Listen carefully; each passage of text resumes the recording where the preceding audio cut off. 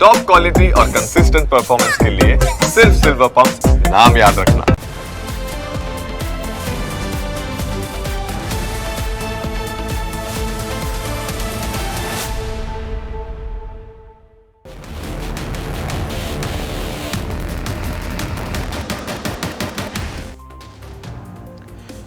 દેશમાં જ્યારે કોરોનાએ ભરડો લીધો ત્યારે દેશ હિતમાં વર્ક ફ્રોમ હોમનો કોન્સેપ્ટ શરૂ કરાયો. જો કે કોરોનાનો અંત આવતા જ લોકોએ ફરી ઓફિસની વાટ પકડી, જે હજુ પણ ચાલુ છે. પરંતુ વર્તમાન સમયમાં પેટ્રોલ ડીઝલ બચાવવા માટે વર્ક ફ્રોમ હોમ જરૂરી બની ગયું છે. તેવામાં પ્રધાનમંત્રીએ વર્ક ફ્રોમ હોમની અપીલ કર્યા બાદથી લોકોમાં એ વાતની ચર્ચા ચાલી રહી છે કે વર્ક ફ્રોમ હોમ થશે કે નહીં થાય. તો તેની શરૂઆત થઈ ચૂકી છે. દિલ્હી સરકારે આ મુદ્દે મોટો નિર્ણય લીધો છે. દિલ્હીના મુખ્યમંત્રી રેખા ગુપ્તાએ જાહેરાત કરી છે કે રાજધાનીની સરકારી કચેરીઓમાં અઠવાડિયામાં 2 દિવસ વર્ક ફ્રોમ હોમ કરાવવામાં આવશે. આ સાથે સરકાર ખાનગી કંપનીઓને પણ 2 દિવસ વર્ક ફ્રોમ હોમ કરવા અપીલ કરશે. ત્રિપુરામાં ગ્રુપ સી અને ડીના માત્ર 50% સરકારી કર્મચારીઓ જ રોજ ઓફિસ આવશે. બાકીના કર્મચારીઓ વર્ક ફ્રોમ હોમ કરશે. તેવામાં હવે સૌની નજર ગુજરાત ઉપર છે. શું ગુજરાતમાં વર્ક ફ્રોમ હોમ શરૂ થશે? તો તેનો જવાબ છે હા. ગુજરાતમાં ટૂંક સમયમાં જ વર્ક ફ્રોમ હોમ માટેની જાહેરાત થઈ શકે છે.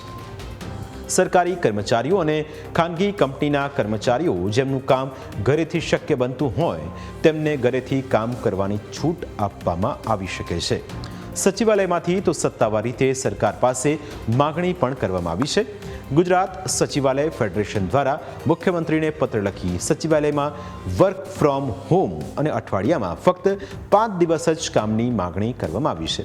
ફેડરેશન દ્વારા સીએમ ભૂપેન્દ્ર પટેલને પત્ર લખીને તાત્કાલિક નિર્ણય લેવા રજૂઆત કરાઈ છે. ધી ગુજરાત સચિવાલય ફેડરેશન સાથે અંદાજિત 8,000 જેટલા કર્મચારીઓ જોડાયેલા છે. ગુજરાત સચિવાલય રાજ્યના વહીવટી તંત્રનું કેન્દ્ર હોવાથી દરરોજ મોટી સંખ્યામાં કર્મચારીઓ અવરજવર કરે છે. તેના કારણે પેટ્રોલ ડીઝલનો વ્યાપક વપરાશ થાય છે અને ટ્રાફિકનો બોજ પણ વધે છે. જેને પગલે રાજ્ય સરકાર ટૂંક સમયમાં આ બાબતે નિર્ણય કરે તેવી શક્યતાઓ સેવાઈ રહી છે. વર્ક ફ્રોમ હોમના ફાયદા પણ ઘણા છે. દરરોજ કર્મચારીના ઓફિસ આવવા જવાના સમયની બચત થાય છે. સમયની બચત સાથે પેટ્રોલ પાછળ વપરાતો ખર્ચ પણ બચે છે. પેટ્રોલ ડીઝલનો વપરાશ ઘટવાથી પ્રદૂષણ પણ ઓછું થાય છે.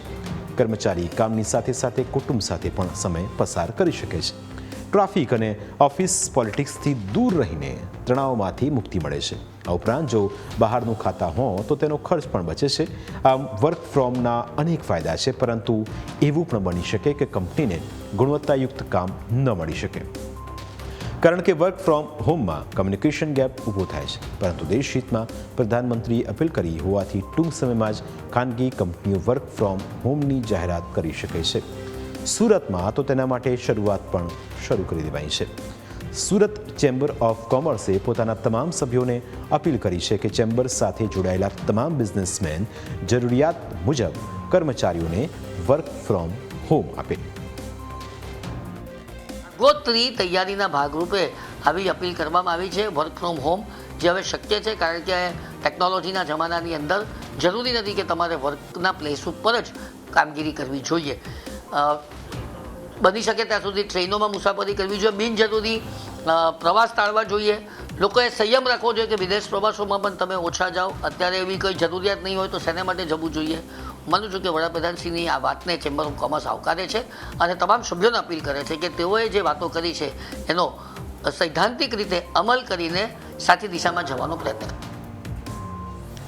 બીજી તરફ સુરત મહાનગરપાલિકાના અધિકારીઓ હવે અલગ અલગ ગાડીના ઉપયોગને બદલે શેરિંગથી ઓફિસે આવશે. એક કારમાં 4 અધિકારીઓ ઓફિસે આવીને ઈંધણની બચત કરશે. એટલું જ નહીં, door to door garbage collection માટે પણ ઈવીને પ્રાધાન્ય અપાશે. મોટા શહેર છે એની અંદર જે હજારો કર્મચારીઓ કામ કરે છે, અધિકારીઓ પણ કામ કરે છે. એ લોકો પોતાની રોજિંદા કામગીરીમાં ઘરેથી કચેરી સુધી આવવા માટેનું અને પાછું જવા માટેનું તથા ફિલ્ડ વિઝિટમાં જ્યારે પણ અધિકારીઓની જવાની જરૂર પડે છે તેમાં પણ ગ્રુપિંગ કરીને જે ગાડીઓની શેરિંગ કાર પુલિંગ કરવાની નક્કી કર્યું છે. એ સાથે સાથે ઈ વ્હીકલનો વધુ પ્રમાણમાં ઉપયોગ કરવાનું પણ નક્કી કર્યું છે. આ તરફ સુરતના વેડિંગ પ્લાનરોએ પીએમ મોદીની અપીલ બાદ ડેસ્ટિનેશન વેડિંગના આયોજનમાં મોટો ફેરફાર કર્યો. અગાઉ વિદેશમાં લગ્નનું આયોજન કરતા પ્લાનર્સ હવે પાર્ટીઓને ગુજરાત અને ભારતના વિવિધ પ્રવાસન સ્થળો પર વેડિંગ કરવા જણાવી રહ્યા છે. પેટ્રોલની બચત માટે દક્ષિણ ગુજરાતના ઇવેન્ટ ઓર્ગેનાઇઝર્સે ડાંગ અથવા આસપાસના સ્થળો પર ડેસ્ટિનેશન વેડિંગ કરવા સૂચન કર્યું છે. સાહેબે જ્યારે અપીલ કરી છે કે ભારતીય લોકો ભારતમાં ઘણા બધા એવા સારા એવા સ્પોટ છે કે જ્યાં પ્રસંગ કરે અને લગ્ન ત્યાં ડેસ્ટિનેશન વેડિંગ તરીકે ઉજવે તો ઘણા લોકલ લોકોને એક સારો એવો બિઝનેસ મળવાની પણ તક છે. જ્યારે લોકો બહાર જતા હોય છે ત્યારે પર પર્સન આઈ થિંક 50,000 થી લાખ રૂપિયા જેવો ખર્ચો થતો હોય છે. જો એ જ મૂડી અહીંયા ઇન્ડિયા માટે ઇન્વેસ્ટ કરવામાં આવે તો લોકલ લોકોને ઘણો બધો ફાયદો થઈ કેમ છે અને એમના બજેટ પણ જે લાખ રૂપિયા થાય છે એ કદાચ અહીંયા સુરત અથવા તો ગુજરાતના ઘણા બધા અથવા તો ઇન્ડિયાના ઘણા બધા સ્પોટ છે જ્યાં એ લોકો મિનિમમ ખર્ચમાં એમનો સારો એવો પ્રસંગ કરી શકે છે, જેથી લોકલ લોકોને ઘણો બધો બિઝનેસ મળવાની ઓપોર્ચ્યુનિટી રહેલી છે. પીએમ મોદીની એક અપીલ બાદ લોકો તેના ઉપર કેટલા ગંભીર છે તે વડોદરાના કેટલાક પરિવારોના કિસ્સા પરથી સમજી શકાય છે. વડોદરામાં લોકો હવે વિદેશના પ્રવાસો પણ રદ કરી રહ્યા છે. વડોદરાના આ પરિવારની દીકરી 3 વર્ષ પહેલાં કેનેડા ગયેલી છે. તેમાં દંપતી 3 વર્ષ પછી પોતાની એકની એક દીકરીને મળવા જવાનું હતું. હવે એકની એક વહાલસુઈ દીકરીને 3 વર્ષ પછી મળવાનો ઉત્સાહ કયા મા બાપને ન હોય. કોઈ સંજોગોમાં આવો પ્રવાસ કોઈ રદ ન કરે. વળી આ પરિવારની તો વિઝા સહિતની તમામ પ્રક્રિયા પૂર્ણ થઈ ચૂકી છે. તેમ છતાં દેશહિતમાં તેમણે દીકરીને મળવાનું અને કેનેડા ફરવા જવાનું મોકૂફ રાખ્યું છે. એકચ્યુઅલી અમારે એક જ ડોટર છે મારે અને 3 વર્ષ થઈ ગયા છે કેનેડામાં જ છે અને એ બહાને અમારે એને મળવાનું પણ થઈ જાત અને ફરવાનું પણ થઈ જાત. બધો પ્રોસેસ પતી ગયો હતો અને ઇન બિટવીન મોદી સાહેબનું નિવેદન આવ્યું કે તમે બહારનો એટલે વિદેશ પ્રવાસ શક્ય હોય તો ટાળો. તો પછી અમે એવું નક્કી કર્યું કે અત્યારે હાલ પૂરતો મોકૂફ રાખીએ, પછી જોઈ લઈશું વરસ દાડા પછી જેવી થશે. તો હાલ પૂરતું તો અમે મોદી સાહેબના આહવાન પ્રમાણે અત્યારે અમારો જે પ્રવાસ છે કેનેડાનો એ મુલતવી રાખ્યો છે અને વિદેશ ન જઈને કદાચ શક્ય હોય તો ઇન્ડિયામાં અમે લોકો વિઝિટ ક્યાંય કરી લઈશું. હાલ પૂરતો અત્યારે તો વિદેશ જવાનો પ્રોગ્રામ અમારો મુલતવી છે. બેન, આપ શું કહેશો? એકની એક ડોટર છે, આ પ્રકારે જ્યારે આવું ડિસિઝન લેવું પડે, થોડું કઠોર ડિસિઝન પણ છે, પરંતુ આપ દેશ હિતમાં નિર્ણય લઈ રહ્યા છો, શું કહેશો?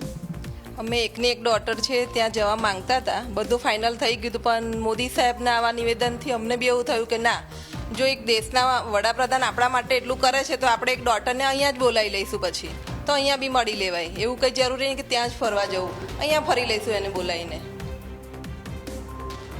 આ તરફ બોટાદના ગરડામાં આવેલા ગોપીનાથજી મંદિરે મોટો નિર્ણય લીધો છે. મંદિરે ધાર્મિક મેળાવડા અને ઉત્સવો ન યોજવાનો નિર્ણય કર્યો છે, જેથી કરીને હરિભક્તો પેટ્રોલ ડીઝલનો ખર્ચ કરીને પ્રસંગોમાં ન આવે. મંદિરે હરિભક્તોને એવી પણ અપીલ કરી છે કે તેઓ પબ્લિક ટ્રાન્સપોર્ટનો જ ઉપયોગ કરે. સ્થિતિ રેગ્યુલર ન થાય ત્યાં સુધી મહામેળાવડાઓ, ધાર્મિક મોટા ઉત્સવો વગેરે આયોજનો અમે હમણાં નહીં કરીએ.